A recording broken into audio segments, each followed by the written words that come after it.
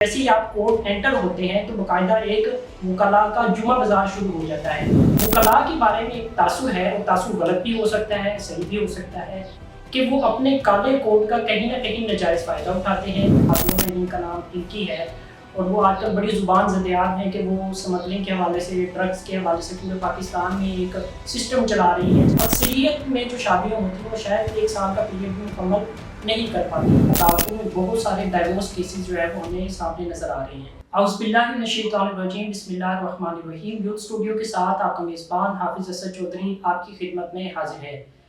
ناظرین، پوری دنیا میں ہم خواتین کی بات کریں تو وہ کھیل کا شعبہ ہو، صحت کا ہو، تعلیم کا ہو، وہ آج کا جدید دور کا AI سیکٹر ہو، یا وہ کسی بھی شعبہ فکر سے آپ تعلق رکھنے والے خاتون کی بات کریں، تو پاکستان میں بہت ساری ایسی ہمیں مثالیں ملتی ہیں جو ہر شعبے کے اندر اپنا نام بنا چکے ہیں۔ لیکن کچھ ایسے شعبے ہیں جن کے اندر خواتین کو بہت ساری چیلنجز کا سامنا کرنا پڑتا ہے۔ خواتین اس فیلڈ کے اندر کام کر رہی ہیں، وہ اپنا نہ صرف نمایاں نام رکھتی ہیں بلکہ کہیں نہ کہیں وہ اپنی خدمات سر انجام دے رہی ہیں۔ ایسی ہی ایک خاتون آج ہمارے ساتھ یوتھ اسٹوڈیو کے پلیٹ فارم سے موجود ہیں، جن کا نام ہے ختیجہ فخر عباس ایڈوکیٹ۔ سیالکوٹ سے ان کا تعلق ہے، اور یہ لیگل کنسلٹنٹ بھی ہیں۔ یہ خواتین کے ایشوز پر کام بھی کرتی ہیں، عدالتوں کے اندر، عدلیہ کے اندر، وکلاء کے اندر خواتین کے ایشوز پر بات کرتی ہیں، ان کے مسائل کو حل کرنے کی کوشش کرتی ہیں، اور اگر کوئی خواتین ان کے پاس آ جائیں تو وہ جس طرح بھی ممکن ہو سکے ان کی مدد کرتی ہیں۔ ہم اپنے مہمان سے سب سے پہلے تو ان کا تعارف جانیں گے۔ السلام علیکم۔ وعلیکم السلام۔ نحمد ونصلی علی رسولہ الکریم، اما بعد فاعوذ باللہ من الشیطان الرجیم، بسم اللہ الرحمن الرحیم۔ سب سے پہلے تو میں آپ کا بہت زیادہ شکریہ ادا کرنا چاہتی ہوں کہ آپ نے مجھے اس پوڈ کاسٹ میں انوائٹ کیا، اور اس کے علاوہ آپ کی مہم کو میں بہت زیادہ اپریشیٹ کرنا چاہتی ہوں کہ آپ نے اس مہم کو شروع کیا کہ لوگوں تک ان کے رائٹس اور اوبلیگیشنز جو ہیں وہ پہنچ سکیں۔ تو اپنے شعر سے میں آج کی پوڈ کاسٹ کا آغاز کرنا چاہتی ہوں کہ جو آپ کا سوال ہے کہ میں نے وکالت کیوں جوائن کی، تو میں اس کے حوالے سے میں آپ کو اپنا جو جواب ہے وہ دینا چاہوں گی اپنے شعر کے آغاز سے کہ عزت نفس کسی شخص کی محفوظ نہیں، اب تو اپنے ہی نگہبانوں سے ڈر لگتا ہے، ڈنکے کی چوٹ پہ ظالم کو برا کہتی ہوں، مجھے نہ سولی سے نہ زندانوں سے ڈر لگتا ہے۔ اچھا، تو میں نے وکالت اور عدلیہ کا شعبہ جوائن کیوں کیا؟ وہ اس لیے کہ جب میں دیکھ رہی تھی اپنے معاشرے کو، جب میں 9-10 میں تھی تو اپنے معاشرے کو اور سوسائٹی کو اور پاکستان کے حالات اور واقعات اور پوری دنیا میں مسلم ورلڈ کے کیا حالات تھے یہ دیکھ رہی تھی، تو دیکھتے دیکھتے میں سوچتی تھی کہ مجھے ایسا کیا کرنا چاہیے کہ جس کی وجہ سے میں اس نظام کا، اس گورنمنٹ کا، اس سب جو سوسائٹی ہے جو ہمارے نظام کو سنبھال رہی ہے، میں اس کا پارٹ بن سکوں۔ تو میں نے جتنا ریسرچ کیا یا جتنا میں نے سمجھا تو مجھے یہی لگا کہ لا ایک ایسا سبجیکٹ ہے یا پھر ایک ایسا پروفیشن ہے جس کے اندر میں آ کر میں اس سارے جو معاملے کا حصہ بن سکتی ہوں۔ میں تماشائی بن کر اس سب کو دیکھوں گی نہیں، نہ ہی میں ان کو ٹارگٹ کروں، نہ ہی میں تماشائی بن کے ان کو دیکھوں، اور میں صرف کرٹیسزم نہ کرتی رہوں کہ یہ تو نظام ایسا ہے یا یہ نظام ایسا ہے۔ میں اس نظام کا حصہ بن کے اس نظام کو بہتر کر سکوں، اپنے ملک کے جو قوم کے جو حالات ہیں یا جو مسلم ورلڈ کے اندر یا پورے ورلڈ کے اندر جو مسلمانوں کی جو حالات ہیں اس کو بہتر کر سکوں۔ تو یہ ایک چھوٹا سا جو ہے میری ایک کوشش تھی کہ جس کے اندر پتہ نہیں اللہ تعالیٰ نے میرے نصیب کے اندر کیا لکھا ہوا ہے کہ میں کیا کر سکتی ہوں یا کیا نہیں کر سکتی، لیکن میرے ایک استاد ہیں جو کہا کرتے تھے کہ وہ ہمیں واقعہ سنایا کرتے تھے کہ ایک چڑیا تھی جو کہ جنگل میں آگ لگ گئی تو اس کے اندر وہ جا کر تو اپنی چونچ کے اندر پانی کا قطرہ لے کر وہ ادھر جاتی تھی اور بھر کے تو پھر جا کے وہ اس جنگل کے اوپر پھینک دیتی تھی۔ تو کسی جانور نے کہا کہ تم کیا بے وقوف ہو، جو تمہیں لگ رہا ہے کہ تمہارے اس چونچ کے ایک قطرے سے جنگل کی آگ بجھ جائے گی؟ تو اس نے جواب دیا کہ جنگل کی آگ بجھے یا نہ بجھے، میں اللہ تعالیٰ کو جا کے جواب تو دے سکوں گی کہ میں نے اپنے حصے کا آگ میں قطرہ ڈالا تھا، میں اپنے حصے کا کام کر کے آئی تھی۔ تو اپنے حصے کا کام کرنا بہت زیادہ ضروری ہے۔ تو یہی سمجھے کہ یہ میرے اپنے حصے کی چھوٹا سا جو آگ تھی اس کے اندر ایک پانی کا ایک قطرہ تھا جو میں ڈالنا چاہتی تھی۔ شعبوں سے تعلق رکھنے والی نمایاں خواتین سے بات ہوتی ہے، تو جو ہماری آج کی جینزی لڑکیاں ہیں، بعض لڑکیوں کی طرف سے یہ اعتراض آتا ہے کہ ہم شاید کامیاب اس لیے نہیں ہو پاتے کہ ہمیں جو ہے وہ ایک پردہ کر کے، ایک باحجاب ہو کر اور ہمیں جو ہے وہ برقع پہن کر ہمارے دفاتر کے اندر جانا پڑتا ہے، آفیسز میں جانا پڑتا ہے، یونیورسٹیز میں جانا پڑتا ہے، تو وہ سمجھتی ہیں کہ کہیں نہ کہیں یہ حجاب یا پردہ یا یہ برقع جو ہے وہ ان کی کامیابی کے درمیان رکاوٹ بناتا ہے۔ تو آپ جب وکیل بن رہی تھی، ابھی بھی میں آپ کو دیکھ رہا ہوں کہ آپ حجاب کے اندر ہماری پوڈ کاسٹ میں جو ہے وہ تشریف لائی ہیں، تو سب سے پہلے ہمیں بتائیے گا کہ آپ کی کامیابی اور وکیل بننے کے اندر یہ پردہ بھی کہیں رکاوٹ بنا تھا؟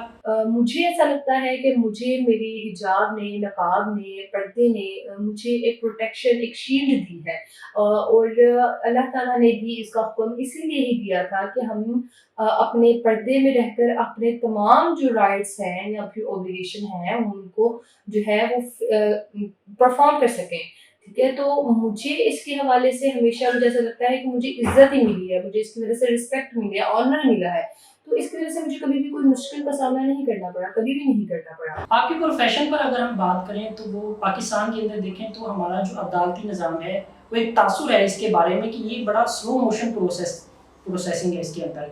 کیسز جو ہیں وہ ایک دہائیوں سے چلتے آ رہے ہیں، اگر ایک پردادا کا وراثت کا کیس تھا تو وہ پوتوں اس سے اگلی پشت پر بھی آ کے وہ اس کا انصاف نہیں ملا یا وہ حل نہیں ہوا۔ اسی طرح ہم عدالتوں کے اندر دیکھیں کہ چوری کے، ڈکیتی کے، ریپ کیسز ہیں، اس کے علاوہ بہت سارے ایسے کیسز ہیں جو پینڈنگ ہے، شاید فائلوں کے اندر بند کر کے ان کو الماریوں میں رکھ دیا جاتا ہے۔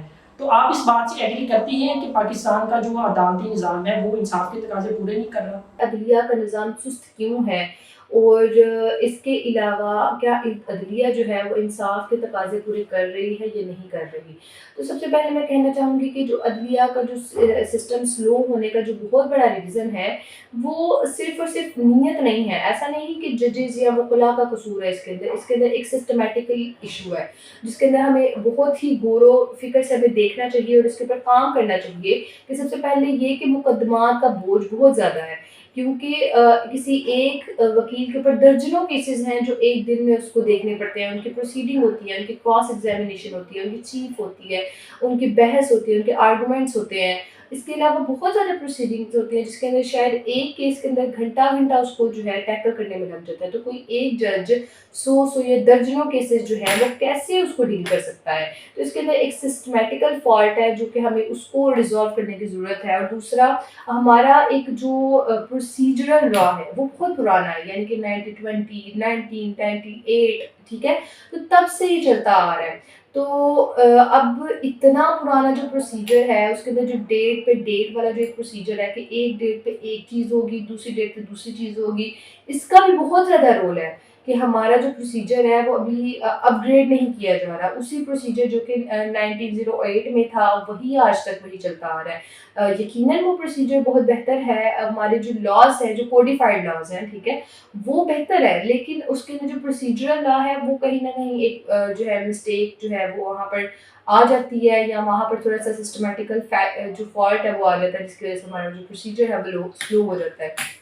اور اس کے علاوہ جو فضول مقدمات ہیں وہ بھی اس کے اندر بہت زیادہ رول پلے کرتے ہیں۔ جیسے کوئی بھی پرسن ہے وہ آتا ہے، کوئی ذرا سا بھی مطلب کہ کوئی بات ہو جاتی ہے، اب تمہیں میں کورٹ میں دیکھوں گا، لائک ایسے کہ ہمیں بھی آ کے اکثر لوگ جو ہے وہ بتاتے نہیں ہیں کہ ہم جھوٹا مقدمہ دائر کر رہے ہیں، ٹھیک ہے، یا پھر کورٹ تو نہیں جانتی کہ جھوٹا مقدمہ ہے، وہ تو اپنی طرف سے پروسیڈنگ چلائے گی۔ لوگ جو جھوٹے مقدمے لے کر آتے ہیں اس کی وجہ سے کورٹ کا بہت زیادہ جو ٹائم ہوتا ہے وہ ضائع ہوتا ہے۔ اس کے علاوہ عدلیہ جو ہے وہ انصاف کے تقاضے پورے کر رہی ہے یا نہیں کر رہی، اس کے اوپر میں جو ہے نا ایک بات کرنا چاہوں گی۔ قانون یہ کہتا ہے کہ آپ کیونکہ ایک پروفیشنل وکیل ہے، باقاعدہ آپ کورٹ کے اندر پریکٹس کر رہی ہیں، ہم جب کسی عدالت میں جاتے ہیں، کچہری ہو، ہائی کورٹ ہو، سیشن کورٹ ہو، لوور کورٹ ہو، کسی قسم کی بھی عدالت ہو، تو جیسے ہی ہم عدالت کے اندر انٹر ہوتے ہیں، آپ کی سیال کوٹ کا تو ہمیں نہیں معلوم، لیکن ہمارے اسلام آباد میں کیونکہ یہاں پہ سپریم کورٹ بھی موجود ہے، اور اگر لاہور میں بھی ہمارا جانا ہوتا ہے تو ہم وہاں پہ ہائی کورٹ دیکھتے ہیں، سیشن کورٹس دیکھتے ہیں، تو جیسے ہی آپ کورٹ انٹر ہوتے ہیں تو باقاعدہ ایک وکلاء کا جمعہ بازار شروع ہو جاتا ہے، اور وہ ایک چھوٹے چھوٹے ڈیسک بنا کر ہزاروں وکلاء دروازے کے پاس، اور وہ اس طرح آنے والے کلائنٹ کو پکڑتے ہیں جس طرح کوئی ایک جانور ہے، ایک پرندہ ہے، اور اس کا آپ نے شکار کرنا ہے۔ ہمارا سوال آپ سے یہ ہے کہ ایک جو قابل وکیل ہوتا ہے، ایک تجربہ کار وکیل ہوتا ہے، یا ایک عمدہ وکیل جو ہوتا ہے، اس کی کیا نشانیاں ہوتی ہیں، اس کے اندر کیا خصوصیات ہوتی ہیں؟ ایک جو قابل وکیل ہوگا نا وہ آپ کو کبھی بھی جو ہے آپ کو خود کی طرف اٹریکٹ کرتا ہوا نظر نہیں آئے گا. آپ کو کبھی بھی یہ نہیں کہے گا کہ آپ میرے پاس آئیں یا پھر میرے پاس آ کے کیس کروائیں. اور دوسرا آپ کو اس کی زبان کے اندر آنیسٹی نظر آئے گی. وہ کبھی بھی آپ کو 100% گارنٹی سے یہ نہیں کہے گا کہ آپ کا یہ کیس آپ جیتیں گے ہی جیتیں گے. کیوں؟ کیونکہ کبھی بھی آپ کسی کیس کے اندر شیورٹی نہیں دے سکتے کہ آپ یہ کیس جیتیں گے یا نہیں جیتیں گے. کیوں؟ کیونکہ ہر کیس کے اندر ہارنے اور جیتنے کے جو چانسز ہوتے ہیں وہ برابر ہوتے ہیں. تو وہ آنیسٹلی آپ کو جواب دے گا کہ آپ کے اتنے پرسنٹ جو ریشو ہے وہ آپ کے ہارنے کی ہے اور اتنے پرسنٹ جو ریشو ہے وہ آپ کے جیتنے کی ہے.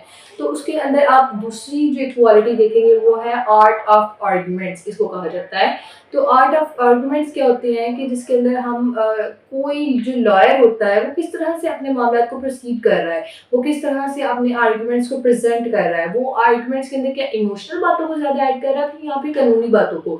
وہ جو اچھا لائر ہوگا وہ کبھی بھی ایموشنل باتوں کی بیس پر وہ کبھی بھی اپنے کیس کو جیتنے کی کوشش نہیں کرے گا. وہ ہمیشہ قانون کی دلیل دے گا. ٹھیک ہے، یا پھر وہ سیکشنز بتائے گا یا وہ قانون بتائے گا یا پھر وہ پریسیڈنٹ بتائے گا. پریسیڈنٹ کیا ہوتے ہیں؟ جو ہمارے پرانے جو فیصلے ہوتے ہیں نا اس کو وہ اٹھا کے بتائے گا کہ فلانے ٹائم پہ جو فلانا جج تھا اس نے یہ فیصلہ دیا تھا سیم کیس کے اوپر. ٹھیک ہے، تو اب وہ اس کی جو ہے وہ دلیل دے گا. وہ کبھی بھی ایموشنل دلیلیں نہیں دیتا. ایک اچھے وکیل کی جو مطلب کہ جو نشانی ہوتی ہے اس کے اندر پروفیشنل ایتھکس ہوتے ہیں. وہ کبھی بھی کسی دوسرے وکیل کا جو ہے نا جو کلائنٹ ہو گیا اس کو اپنی طرف اٹریکٹ نہیں کرے گا. آپ اگر کسی اور پرسن کے وکیل ہیں یعنی کہ آپ کسی اور پرسن کے کلائنٹ ہیں اور کوئی تھرڈ وکیل آ کے آپ کو اپنی طرف اٹریکٹ کر رہا ہے، آپ کو سمجھ لگ رہی ہے کہ یہ پرسن آپ کو اپنی طرف اٹریکٹ کرنے کی کوشش کر رہا ہے، تو یہ بھی پرسنل اور پروفیشنل ایتھکس ہمارے لا کے اندر لائرس کے لیے بھی پروفیشنل ایتھکس ہیں جس کو ہم نے فالو کرنا ہوتا ہے. تو اس کے علاوہ جو ہے وہ ہم کبھی بھی نہیں چل سکتے.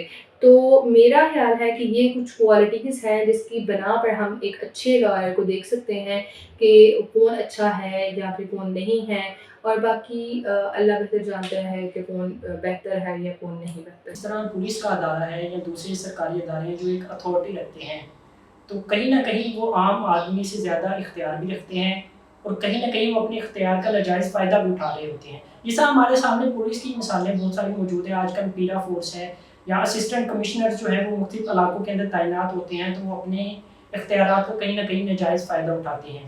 وکلاء کے بارے میں ایک تاثر ہے اور تاثر غلط بھی ہو سکتا ہے صحیح بھی ہو سکتا ہے کہ وہ اپنے کالے کوٹ کا کہیں نہ کہیں ناجائز فائدہ اٹھاتے ہیں. کہیں نہ کہیں وہ اس کا غلط استعمال کرتے ہیں یا کہیں نہ کہیں اس سے وہ کچھ نہ کچھ جو بینیفٹس ہیں وہ لینے کی کوشش کرتے ہیں. آپ ہمارے ناظرین کو بتائیے گا کیا یہ تاثر غلط ہے یا صحیح ہے یا کتنی حد تک یہ درست ہے؟ کوئی بھی جو شعبہ ہوتا ہے نا اس کے اندر ہر طرح کے اچھے یا برے لوگ ہوتے ہیں. اس کا پروفیشن سے تعلق نہیں ہے، اس کا تعلق ہوتا ہے لوگوں سے کہ ہر معاشرے کے اندر اچھے یا برے لوگ ہوتے ہیں. جیسے کہ ڈاکٹرز کے اندر بھی آپ دیکھیں گے تو کچھ ڈاکٹرز ہیں جو اپنے پروفیشن کے اندر دوگلا پن کر رہے ہیں، ڈس آنیسٹی کر رہے ہیں. لوگوں کو ایک سستی میڈیسن وہ دے سکتے تھے لیکن وہ جان بوجھ کر کیونکہ ان کے ساتھ جو ایگریمنٹس ہوئے ہوتے ہیں میڈیسن کمپنیز کے ساتھ تو وہ ان کو مہنگی والی میڈیسنس کو سجیسٹ کر رہے ہوتے ہیں. ان کو پتہ ہوتا ہے کہ ہمارا جو کلائنٹ ہے وہ اتنا افورڈ نہیں کر سکتا لیکن کیونکہ انہوں نے ایگریمنٹس کیے ہوتے ہیں تو وہ ان کو وہی سجیسٹ کر رہے ہوتے ہیں. ٹھیک ہے، اس کے علاوہ اب اسی طرح ہمارے کچھ اچھے بھی ڈاکٹرز ہیں، اسی معاشرے کا حصہ ہے وہ بھی.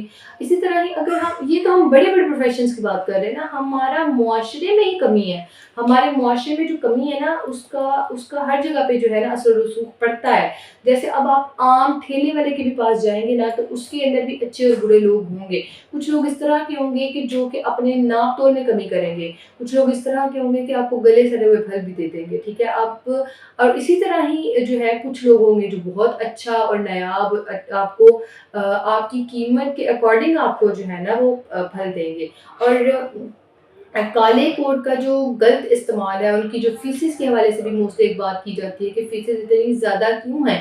تو فیسز کا اتنا زیادہ ہونے سے لنک نہیں ہوتا ہے. ہمیشہ انسان اپنی جو اس کی قابلیت ہے وہ اس کو ہی چارج کرتا ہے. کبھی بھی آپ کو ایک گلی محلے والا ڈاکٹر اور ایک ایسا ڈاکٹر جس نے اپنا ہاسپٹل اوپن کیا ہوا ہے اپنی قابلیت کی بنا پر، وہ دونوں سیم جو چارج نہیں کریں گے. ایک پرسن 100-200 چارج کر رہا ہے تو وہی उसी ही जो मर्ज़ है उसी को क्योर करने के लिए दूसरा जो डॉक्टर है वो 2000 फ़ीस चार्ज कर रहा होगा। क्यों? क्योंकि वो प्रोफ़ेशनल डॉक्टर है। और एक पर्सन जो कम या ज़्यादा की जो फ़ीस का भी एक इश्यू जो है वो भी आपने सवाल किया था, तो ये उसके अंदर भी क्लियर होगा कि ये इंसान अपनी काबिलियत को चार्ज करता है, ठीक है? इंसान ने जितना सर्व किया है, जितना अपने आप के ऊपर इन्वेस्ट किया है, वो उसके अकॉर्डिंग चार्ज करता है। और दूसरा कि वो बात में वापस आते हैं कि काले कोट का जो गलत इस्तेमाल है वो किस तरह से किया जाता है कि पाकिस्तान के अंदर अब इसके एक और मैं आपको इसका भी जवाब देती हूँ कि काले कोट का जो गलत इस्तेमाल है वो असल में होता नहीं है, ठीक है? एक ये असर और रसूख फैला तो हुआ है,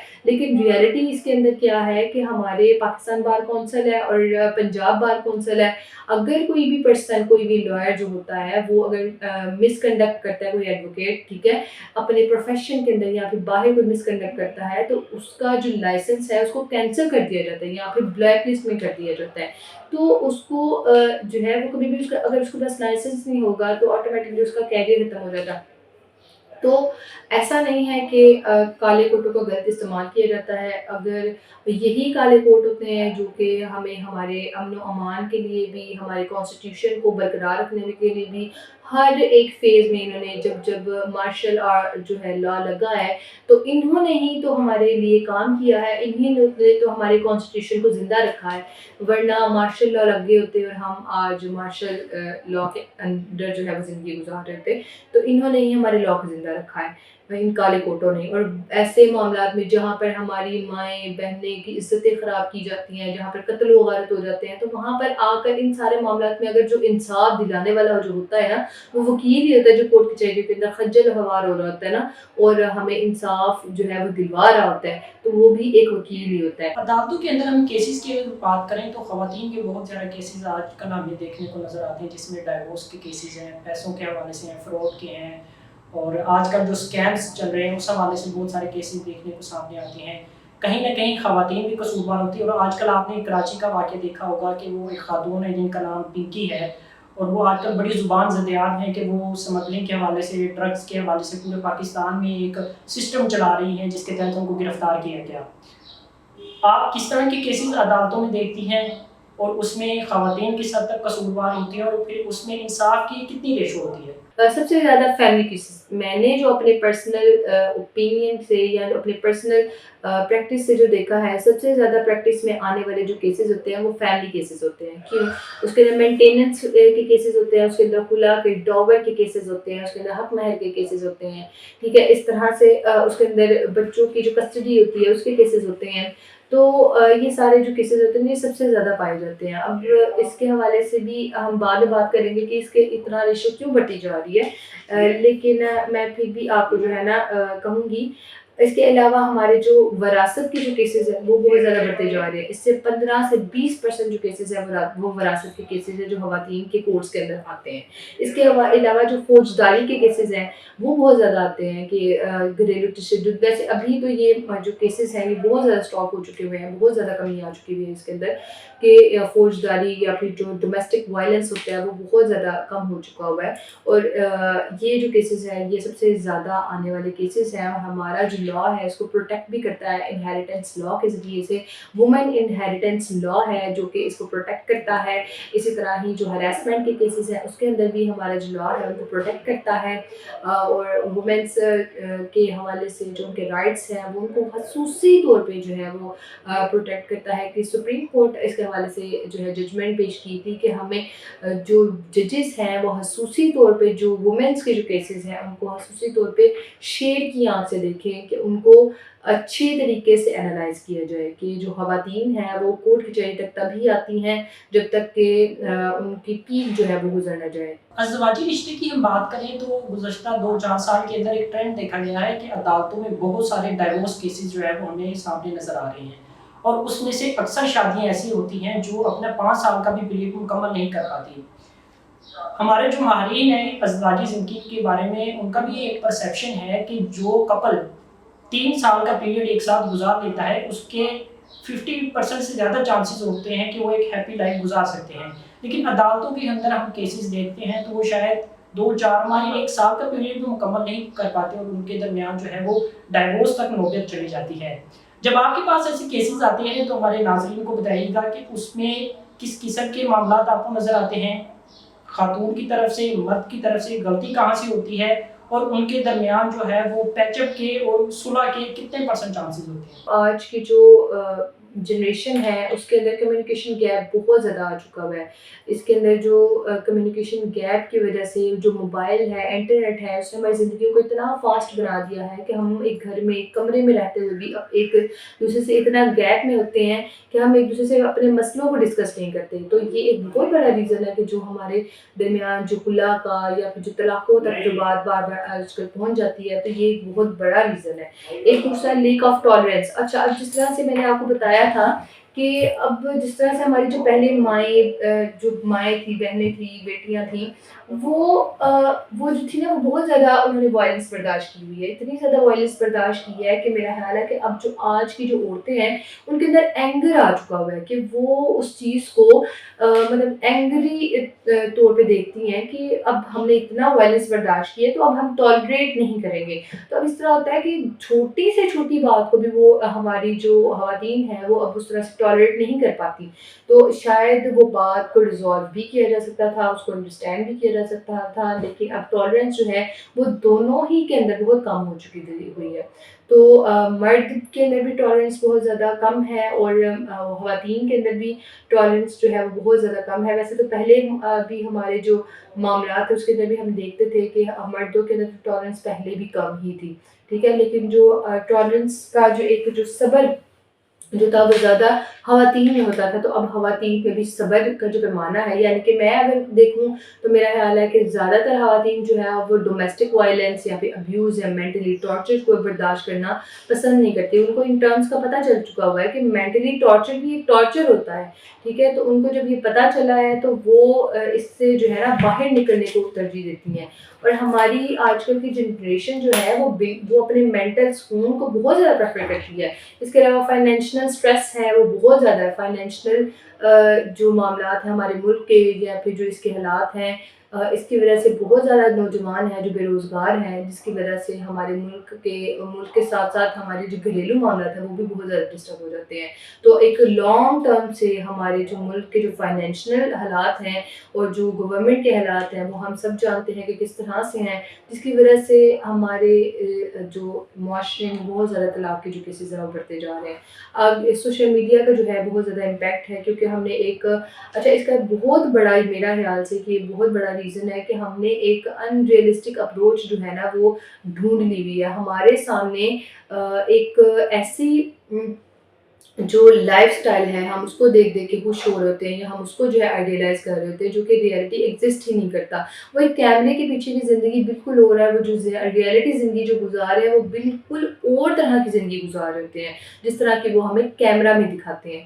تو جس کی وجہ سے ہم ان کو دیکھ کے انسپائر ہو جاتے ہیں اور ان کو دیکھ کے ہم کہتے ہیں کہ ہمیں بھی اس طرح کا لائف سٹائل چاہیے، ہمیں بھی اس طرح کی زندگی چاہیے. تو جب ہمیں وہ اس طرح کی زندگی نہیں ملتی یا اس طرح کی جو معاملات ہمارے سامنے نہیں ہوتے تو ہم جو ہے نا وہ ڈیورس کی طرف جو معاملات ہیں وہ آ جاتے ہیں. اگر لڑکی ہے اور وہ ایک وکیل بننا چاہتی ہے تو سب سے پہلے اس کی تعلیمی قابلیت کتنی ہونی چاہیے، اس کے گریڈز کتنے ہونے چاہیے، اور مالی لحاظ سے اس کے پاس ایکسپینس کتنے ہونے چاہیے، جس کے بعد وہ ایک مکمل پروسیس کے ساتھ ڈگری لے کر یا ایک پورا پروسیجر مکمل کر کے ایک وکیل بن سکتی ہے. ویسے تو میرا خیال ہے کہ ڈاکٹر اور انجینئر اور وکیل بننے کے لیے ایک جو ہائپ کریٹ ہوئی ہوئی ہے کہ ایک کوئی بہت زیادہ کوئی راکٹ سائنس ایسا کچھ بھی نہیں ہے. لیکن اب کیونکہ نظام کو بہتر کیا گیا ہے اور جب جو وکلا کی بہت زیادہ جب لاسٹ آپ کو بھی پتہ ہی ہوگا کہ کچھ سالوں پہلے جب وکلا کی بہت زیادہ جعلی ڈگریاں نکلی تھی، جعلی لائسنس نکلے تھے، تو اس کے بعد نظام کو بہت سخت کر دیا گیا ہے، جس کے اندر نظام کے اندر لیٹ کا ایک کانسیپٹ ہے وہ بھی نکالا ہے کہ لا ایڈمیشن ٹیسٹ، ٹھیک ہے، اس کے بعد ہمیں گریجویشن ٹیسٹ بھی دینا پڑتا ہے. اس کے بعد یعنی کہ لا کو کمپلیٹ کرنے کے بعد ہمیں ایک گریجویشن ٹیسٹ ہوتا ہے، ہم نے جب LLB کو کمپلیٹ کر لینا ہے اس کے بعد دینا ہوتا ہے. اب ویسے تو پرسنلی جو میں نے کیا تھا، میں نے تو 5 ایئر پروگرام کے اندر جو ہے نا LLB کی تھی، 5 سال کا LLB تھی. لیکن اب جو موجودہ ہے وہ 4 سال کی LLB ہو چکی ہے اور ہم نے اینول سسٹم میں کیا تھا. اب اینول سسٹم ختم ہو چکا ہے، اب سیمیسٹر سسٹم آ چکا ہے. اب جتنے بھی جو بچے ہیں جو LLB کرنا چاہتے ہیں ان کو 4 سال کی جو LLB ہے وہ کرنی پڑے گی، سیمیسٹر سسٹم سے کرنی پڑے گی. اور میرا خیال ہے کہ اب ذرا زیادہ آسان ہو چکا ہے بچوں کے لیے. اینول سسٹم کے اندر ایک لانگ ٹرم تک ہمیں ویٹ کرنا پڑتا تھا, 5 سال بھی ویٹ گزارنا پڑتا تھا. اس کے بعد پھر جا کے ہمیں کہیں جو ہے نا ڈگری ملتی تھی. تو اس طرح سے 4 سال میں کمپلیٹ ہو جائے گا. وہ انٹر کے بعد آ سکتے ہیں. انٹر کے بعد ہم لیٹ کا ایگزام دیں گے, اس کے بعد ہم LLB کریں گے جو کہ 4 سال کے سیمیسٹر سسٹم کے ساتھ ہوگی, اور اس کے بعد گیٹ کا ٹیسٹ دیں گے. اپنی ہم جو ہے لائسنس کے لیے ہم اپلائی کریں گے, جس کے بعد ہمیں 6 مہینوں تک کا ویٹ کرنا پڑے گا. پھر ہماری سیکنڈ انٹیمیشن جاتی ہے, اس کے بعد ہمارا لائسنس جو ہے وہ ہمارے ہاتھ میں آ جاتا ہے, اور ہم آفیشیل جو ہے وہ لائر بن جاتے ہیں. ایک خاندان کے اندر ایک پولیس اور ایک ڈاکٹر اور ایک انجینئر اور ایک وکیل کا ہونا لازمی ہے. آپ کیا سمجھتی ہیں کہ ان چاروں کے اندر وکیل جو ہے وہ کہیں نہ کہیں اپنے خاندان کے لیے, اپنے معاشرے کے لیے, اپنے ارد گرد کے لوگوں کے لیے, اپنے مڈل کلاس طبقے کے لیے, مستحق افراد کے لیے کہیں نہ کہیں اس طرح کام کر سکتا ہے جس طرح ایک وکیل, ایک پولیس والا کر سکتا ہے, ایک انجینئر کر سکتا ہے, ایک ڈاکٹر کر سکتا ہے؟ وکیل جو ہے وہ اپنی خدمات جو ہے وہ سر انجام دے رہا ہے. اس کا ریزن کیا ہے کہ ایسا, جیسے میں نے پہلے بھی بات کی تھی کہ جو ہمارے جو وکیل ہیں انہوں نے کانسٹیٹیوشن کی جو رول آف لا ہے, رول آف لا کہتے ہیں قانون کی بالادستی, یعنی کہ قانون کو سب سے اوپر رکھنا. سب برابر ہیں, قانون کی نظر میں سب برابر ہیں, اور قانون جو ہے وہ سب سے اوپر ہے. تو اس کے سامنے کوئی وکیل ہے, وہ کوئی ڈاکٹر ہے, کوئی انجینئر ہے, کوئی پریزیڈنٹ ہے یا PM ہے, کوئی بھی ہے, وہ سب جو ہے قانون کی نظر میں برابر ہے. تو وکلا نے اس کو جو ہے وہ زندہ رکھا ہے. جب جب مارشل لا لگا ہے تب قانون کی جو بالادستی کے لیے کسی نے کام کیا ہے تو وکلا نے ہی کام کیا ہے. اس کے علاوہ اگر کوئی پرسن جس کو طلاق کے معاملات کو دیکھنا پڑتا ہے تو وہ کس کے پاس ہیلپ لینے کے لیے جائے گا؟ وہ اوبویسلی ایک وکیل کے پاس ہی جائے گا. اور اگر کوئی فیمیل ہے تو وہ فیمیل کے پاس آنا ذرا زیادہ سیکیور سمجھے گی. اسی طرح ہی اگر کسی پرسن کا کوئی بڑا عزیز و اقارب جو ہیں وہ اگر قتل ہو چکے ہیں, تو قتل ہونے کے بعد اس نے انصاف لینے کے لیے کس کے پاس آنا؟ اس نے وکیل کے پاس آنا ہے. تو ان کو انصاف لے کے دینا اس کا وکیل کا ہی کام ہوتا ہے, وکیل نے ہی انصاف لے کر دینا ہے. ٹھیک ہے, یہ ایک سوشل ایک ورک جو ہے وہ بہت زیادہ ہے جس کو ہم شاید نگلیکٹ کر دیتے ہیں, کہ شاید وکیل کا جو ہماری سوسائٹی کے اندر جو ایک کردار ہوتا ہے اس کو ہم نگلیکٹ کر دیتے ہیں. کہ وکیل کا بھی اس سے, میرا خیال ہے کہ ڈاکٹرز کا تو چلے ایک کردار ہے, لیکن وکیلوں کا بھی ایک ہیوج کردار ہے ہماری سوسائٹی کے اندر. اس کے اندر ہم یہ نہیں کہہ سکتے کہ وکیلوں کا زیادہ یا پھر وہ ڈاکٹرز کا کم یا پھر کسی بھی اور پروفیشن کے اندر کم یا زیادہ. ہر پروفیشن اپنے اکارڈنگ, اپنے پروفیشن کی نوعیت کے اکارڈنگ ہمارے جو معاشرہ ہوتا ہے اس کو سرو کر رہا ہوتا ہے. ہر پروفیشن کی اہمیت ہے, ہر پروفیشن جو ہے وہ اہم ہے, ہر پروفیشن ہمارے ملک اور قوم کے لیے ضروری ہے. تو ہر بندہ جو ہے وہ اپنے معاشرے کی ترقی کے لیے کام کر رہا ہے, اور ہمارا جو وکلا حضرات ہے وہ تو اوبویسلی کر رہے ہیں. عدالتوں کے اندر ہم کیسز کی بات کریں تو کہیں نہ کہیں ریپ کیسز کی ریشو بہت زیادہ ہے.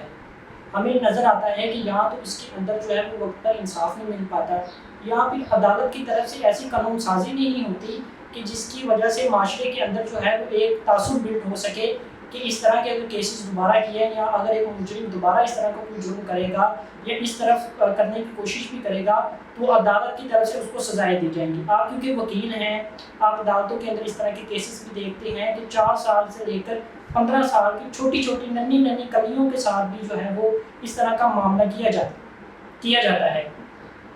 آپ کیا سمجھتی ہیں کہ عدالتوں کی طرف سے ان مدعی کو یا ان جو ہے وہ لوگوں کو انصاف نہیں ملتا, شاید اس وجہ سے ان کیسز کی ریشو زیادہ ہے, یا ہمارے معاشرے کے اندر اویئرنیس نہیں ہے, یا قانون سازی ہی آج تک ایسی نہیں ہو پائی کہ معاشرے کے اندر سے ایسے جو ناصور ہے اس کو ختم کیا جا سکے؟ ہماری جو سوسائٹی ہے اس کے اندر ایک بہت بڑا جو ریزن ہے ریپ کے کیسز کے بڑھنے کا, وہ ایک یہ بھی بہت بڑا ریزن ہے کہ ہم ایک چیز کے اوپر بلیو کرتے ہیں کہ لوگ کیا کہیں گے, یا پھر کیا ہماری لڑکی جو ہے کورٹ کچہریوں تک جائے گی یا ہماری عزت خراب ہو جائے گی. جب یہ چیز ہوتی ہے نا تو ہمیں جو انصاف ہے نا وہ نہیں مل پاتا.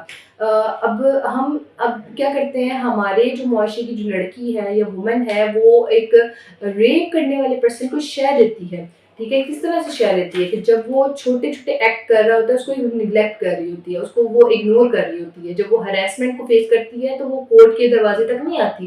کیوں؟ کیونکہ لوگ کیا کہیں گے، کیونکہ ہمارے معاشرے کی جو پریشر ہوتا ہے اس کی وجہ سے وہ کورٹ کے دروازے تک نہیں آتی، جس کی وجہ سے وہ آج ہراسمنٹ جو ہے وہ ہراسمنٹ ٹو ریپ کے اندر کنورٹ ہوتے ہوئے ہمیں پتہ ہی نہیں چلتا کہ کب وہ ہراسمنٹ اور ریپ کے اندر جو ہے وہ کنورٹ ہو چکا ہے. تو ایک بہت بڑا ریزن ایک یہ بھی ہے کہ ہماری جو لڑکی ہے وہ ہراسمنٹ کو یا پھر جو چھوٹے چھوٹے ایکٹس ہیں ان کو نگلیکٹ کر دیتی ہے. اگر آپ کے پاس آپ کو ہراسمنٹ کا ذرا سارا بھی کوئی ایشو ہوا ہے، روڈ پہ چلتے ہوئے آپ کے پاس کوئی آ گیا، آپ فوری 15 پہ کال کریں، آپ کی وہ ہیلپ کرے گی. ٹھیک ہے، پرسنلی اگر میرے ساتھ بھی کبھی اس طرح کا کچھ ہو تو میں فوراً 15 پہ کال کر دیتی ہوں اور میں اپنے آپ کو پروٹیکٹ اور شیلڈ جو ہے وہ پرووائڈ کر دیتی ہوں. 15 ہمارے لیے کام کرتی ہے جو ہماری پولیس ہے. ٹھیک ہے، اس کے علاوہ اگر میں اس کے مزید اگر میں پہلو دیکھوں تو ایک پوائنٹ جو ہے وہ ریز کیا جاتا ہے کہ شاید ہماری جو لڑکیوں کی جو ڈریسنگ ہوتی ہے، ایک بہت زیادہ جو پوائنٹ ہے وہ ریز مردوں کی جانب سے کیا جاتا ہے، یا پھر ہماری جو ایسے جو خواتین ہیں جو کہ شاید ہماری بیکورڈ سوسائٹی سے تعلق رکھتی ہیں، وہ ایک بات کرتی ہیں کہ جو لڑکیوں کی شاید کوئی ڈریسنگ ہے جس کی وجہ سے وہ ریپ کے اندر جو ہے ریپ ان کا ہو جاتا ہے یا پھر وہ اس طرح کے معاملات میں انوالو ہو جاتی ہیں. تو میرا یہ اوپینین اس کے اوپر یہ ہے کہ کیا وہ بچی جس کا 2 سال کی بچی تھی، جو 9 سال کی بچی تھی، ایک بچی جو 9 ماہ کی بچی تھی، اور اس کے علاوہ مجھے بات کرتے ہوئے بھی خوف آتا ہے کہ ایک بلی جو ہے ایک جانور ہے اس تک کا ریپ جو ہے وہ لوگ میں نے ہماری سوسائٹی کے اندر ہوتا ہے. تو ان سب کی ڈریسنگ کا کیا ایشو تھا، اس کے اندر ہم کس کو ہم الزام دے سکتے ہیں؟ تو ہم ڈریسنگ کو یا پھر ہماری لائف سٹائل کو اگر اللہ تعالیٰ کی ہم جو ہے آیات کو دیکھیں تو اللہ تعالیٰ نے اگر عورت کو پردے کا حکم دیا ہے تو مرد کی آنکھوں کو نیچے کرنے کا حکم دیا ہے کہ مرد اپنی آنکھوں کو جھکا کے رکھے. تو اس ہمیں اس چیز کو بہت زیادہ جو ہے وہ مطلب کہ سوچ کے ہمیں بات کرنی چاہیے کہ ہمارا جو لا ہے اور ہم کدھر پیچھے رہ گئے ہیں، ہماری سوسائٹی جو ہے وہ کہاں پیچھے رہ گئی ہے. تو ہم آج تک کسی بات سے نہیں نکل سکے جو لڑکی کی جو ڈریسنگ ہے اس کی وجہ سے ریپ ہو رہے ہیں. تو ہمیں سب سے پہلے اس کی وجہ سے بھی ہمیں تھوڑا آگے بڑھنا چاہیے. اور اس کے علاوہ جو ریپ کے جو کیسز ہیں ہماری عدلیہ جو ہے وہ سست نہیں ہے. میں آپ کو پھر یہی بات کہوں گی، ہماری عدلیہ بالکل بھی سست نہیں ہے. جو کرمنل معاملات ہیں اس کو بہت جلدی ٹیکل کیا جاتا ہے، ان کو بہت جلدی ریزالو کیا جاتا ہے. تو اگر کوئی لڑکی یا پھر کوئی ہراسمنٹ کے کیس سے میں آپ کو ہمیشہ ایک بات یہی کہوں گی کہ ریپ جو ہے وہ ایک دم نہیں ہوتا، کوئی بھی حادثہ جو ہے وہ ایک دم نہیں ہوتا، اس کے ساتھ چھوٹے چھوٹے حادثات جو ہے وہ کنیکٹڈ ہوتے ہیں. تو جب بھی آپ کے ساتھ کوئی ہراسمنٹ کا کیس ہو، آپ نے کبھی بھی چپ نہیں بیٹھنا، آپ نے کبھی بھی ایسا نہیں کرنا کہ اپنے والدین کی اپنے گھر والوں کی باتوں میں آ کر تو آپ چپ کر جائیں اور آپ اس کے اوپر کوئی ایکشن نہ لیں. میں نے جو پرسنلی جو سب سے زیادہ دیکھا ہے، جو ریپ کے کیسز یا ہراسمنٹ کے کیسز جو لڑکیوں کو فیس کرنے پڑتے ہیں، ان کو اپنے فیملی کے اندر فیس کرنے پڑتے ہیں. ان کی فیملی کے اندر ان کے چچا تایا جو کزنس یا پھر کوئی بھی ایسا رشتہ دار جو محلے دار جو بڑے قریبی ہوتے ہیں نا، ہراسمنٹ یا ریپ کے زیادہ تر کیسز انہی سے ہی بلانگ ہوتے ہیں. میں نے پرسنلی ایک کیس دیکھا تھا کہ جس کو میں کہتی ہوں کہ میرے رونگٹے کھڑے ہو جانا جس کو ہے نا، رونگٹے میرے کھڑے ہو گئے تھے کہ میں ایک دفعہ میرا ہاسپٹل میں چکر لگا تھا تو ایک سال کی بچی تھی جس کو میں نے دیکھا کہ اس کے جو یوٹرس ہے اس کو ڈاکٹرز نے کاٹ کے پیٹ اس کا تو اس کو باہر نکال کے رکھا ہوا ہے کیونکہ وہ ڈیمیج ہو گیا تھا.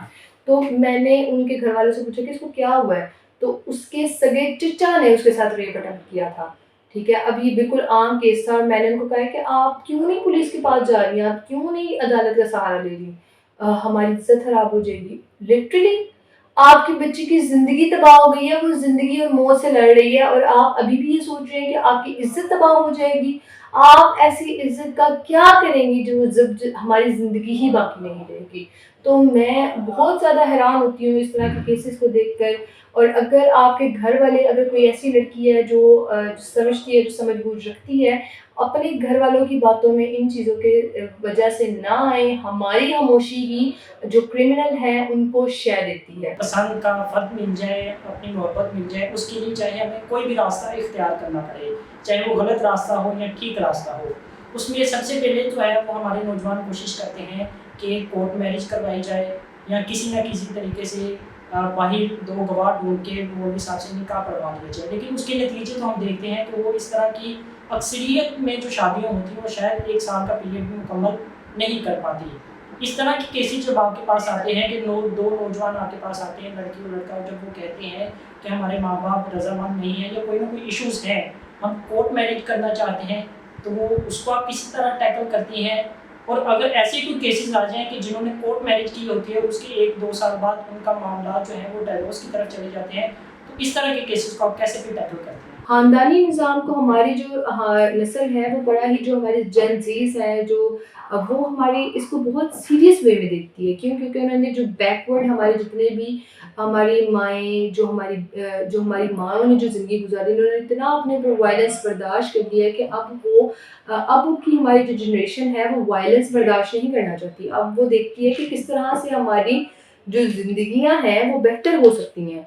तो शादी के वो खिलाफ़ नहीं है, लेकिन वो शादी को जो है ना वो इमोशनल कैपेसिटी या फिर जो उनकी जो कॉम्प्रोमाइज़ के ऊपर वो ज़िंदगी नहीं गुज़ारना चाहती। तो मेरा ख़्याल है कि वो शादी के खिलाफ़ नहीं है। तो दूसरा, इसके हवाले से मैं एक और भी जो चीज़ है वो ऐड करना चाहूँगी कि जो फ़ोर्स मैरिजेज़ होते हैं वो क्या होती हैं? उसके हवाले से भी मैं बात करना चाहूँगी कि जो फ़ोर्स मैरिजेज़ होती हैं उसके अंदर क्या होता है।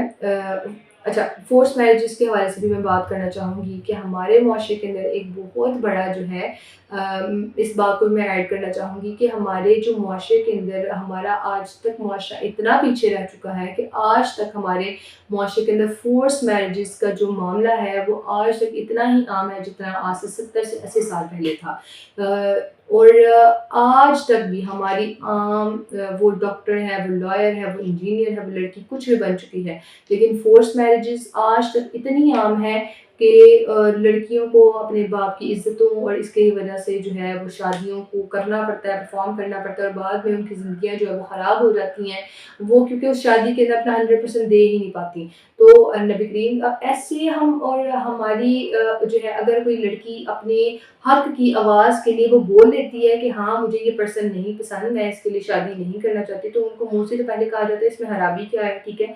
तो दूसरा, उनसे ये कहा जाता है कि जी तुम लड़की हो या तुम्हारे पास ये राइट ही नहीं पहुँचता, तो हम तो तुमसे फिर तुम्हें बता रहे हैं कि भाई तुम्हारी शादी किससे हो रही है। तो अल्लाह ताला के जो नबी थे उन्होंने हमारे तक जो है ये सब कुछ नहीं पहुँचाया। अल्लाह ताला के नबी ने हदीस है कि जिसके आयत नंबर है सूरह निसा की आयत नंबर 19 है कि जिसके अंदर अल्लाह ताला फरमाते हैं कि ए ईमान वालों, तुम्हारे लिए ये हलाल नहीं है कि तुम किसी औरत के मालिक बन जाओ, ज़बरदस्ती मालिक बन जाओ, ठीक है? तो अल्लाह ताला जब ये बात कर रहे हैं तो हम कैसे ये बात कर सकते हैं कि कि जो फ़ोर्स मैरिजेज़ हैं, जैसे हमारे वालिदैन जो हैं या हमारी जो पुरानी जो आइडियोलॉजी वाले लोग हैं, वो उसको कैसे डिफेंड कर सकते हैं। और इसी तरह ही एक और भी एक जो दलील पेश की जाती है कि बेटा ये तुम्हारी किस्मत थी। एक चीज़, आप वो शायद उसकी किस्मत हो सकती है, लेकिन आपका गुनाह उसकी किस्मत नहीं हो सकता।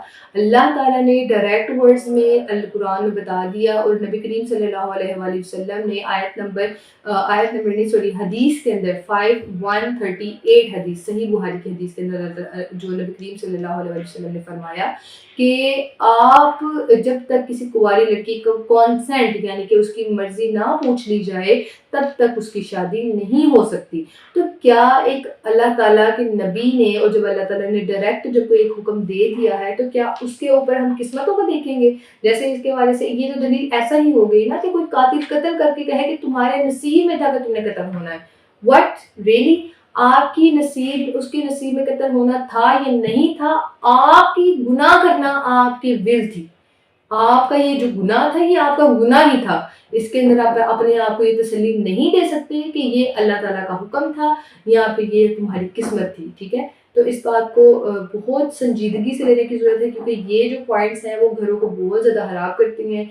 ऐसे जो रिश्ते होते हैं जो ज़बरदस्ती की बुनियाद पर बनते हैं, वो कभी भी 100% नहीं चलते, वो बस एक चल ही जाते हैं, और वो नस्लों को भी तबाह कर देते हैं। इसके हवाले से हमारे जो पीपीसी का लॉ है 498 है बी 498 बी है, जिसकी 5 साल की सज़ा है अगर कोई पर्सन फोर्स मैरिज करवाता है, फोर्स मैरिज किसी लड़की की करता है, लड़की या बालिग लड़के की या लड़की की, तो उसको 5 साल की सज़ा मिलती है। जी खतीजा, हम आपका बहुत शुक्रिया अदा करते हैं कि आपने अपने कीमती वक्त में से हमारे पॉडकास्ट के लिए वक्त निकाला।